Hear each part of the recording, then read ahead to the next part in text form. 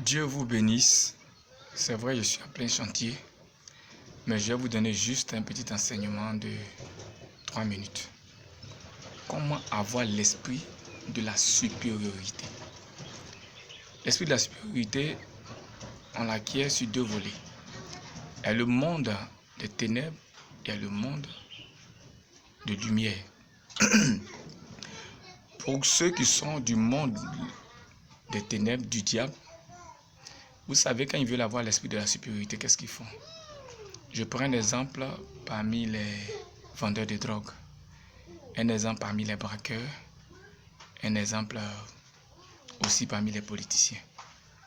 Vous savez, au milieu des braqueurs, quand tu veux avoir l'esprit de supériorité, quand vous avez fini de prendre le butin, et que quelqu'un, toi tu veux prendre plus, et l'autre s'oppose, tu le tues. Les vendeurs de drogue, les dealers et autres, les malfaiteurs, pour avoir l'esprit de supériorité, il faut faire plus de mal, pour intimider. Dans le monde politique aussi, certains s'amusent à le faire. Dès que tu branches, soit on te tue, soit on te châtie, soit on te met en prison, et soit on te fait du mal. Et en te faisant tout ça, en faisant beaucoup plus de mal, ça attire la peur dans le cœur des uns et des autres. Mais toute personne qui agit de la sorte reçoit l'esprit de la supériorité, mais venant du diable. Or, ici, ce qui nous intéresse, c'est l'esprit de la supériorité venant de l'Éternel. Pour avoir l'esprit de la supériorité venant de l'Éternel, il faut être dans un esprit de vérité. Même lorsqu'on te combat, il faut apprendre à dire la vérité. Même lorsqu'on n'est pas avec toi, il faut apprendre à dire la vérité. Même quand on ment sur toi, il faut apprendre à dire la vérité.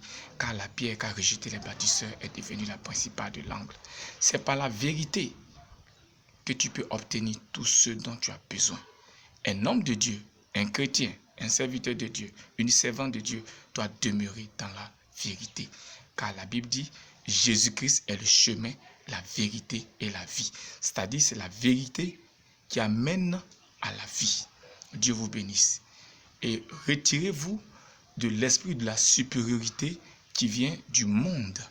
Parce que cet esprit t'amène à faire beaucoup plus de mal. Or, quand tu es avec Jésus, tu demeures dans la vérité. Et ce n'est pas parce que tu es peut-être faible de façon physique que tu penses que tu es inférieur. Mais la vérité est toujours au-dessus de toute chose et de tout pouvoir et de toute personne. Donc, soyez dans la vérité, soyons dans la vérité et que la vérité nous donne l'esprit de la supériorité. Parce que celui qui est dans la vérité, pour l'affronter même, il y a des problèmes. Quand on t'emmène dans les tribunaux, tu vas toujours gagner parce que la vérité est avec toi. Dieu vous bénisse. Est-ce que l'esprit de la supériorité vous visite, c'est-à-dire la vérité? Dieu vous bénisse.